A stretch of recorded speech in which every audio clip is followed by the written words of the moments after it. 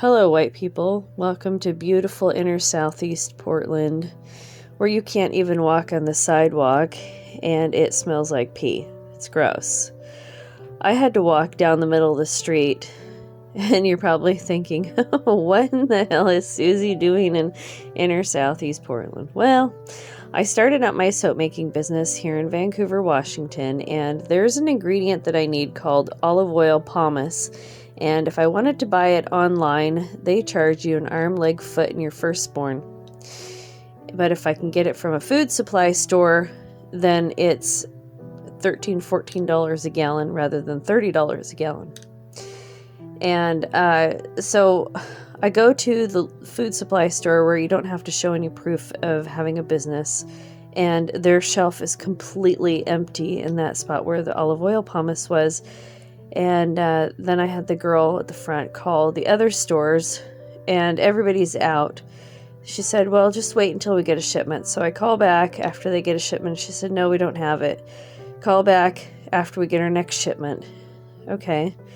I think I'm done bothering you guys, because I don't want to bother them so much that they start resenting me. You know what I mean?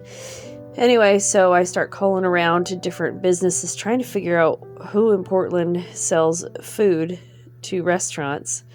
And I talked to this one guy. He says, well, we don't have it, but I know who does have it.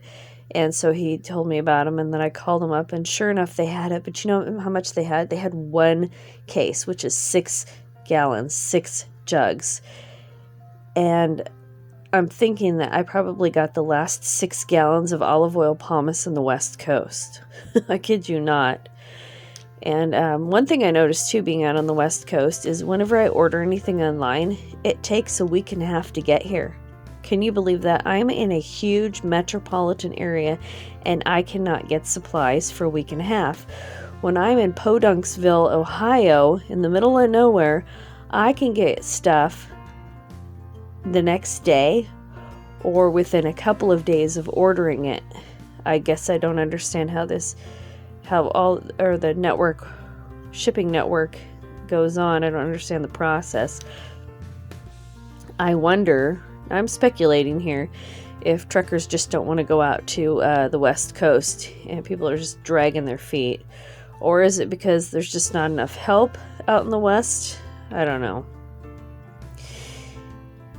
Anyway, so starting my soap making business up, and I wanted to tell you about the girl that I got it. So I finally find this place that has my olive oil pomace, and she sent this is a business to business kind of deal, and it's like, gosh, I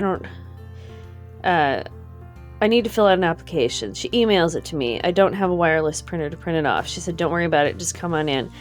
And so I come on in, I'm thinking, oh my God, Libtard Portland, they're gonna make me wear a mask. They're gonna be freaked out about my, getting too close.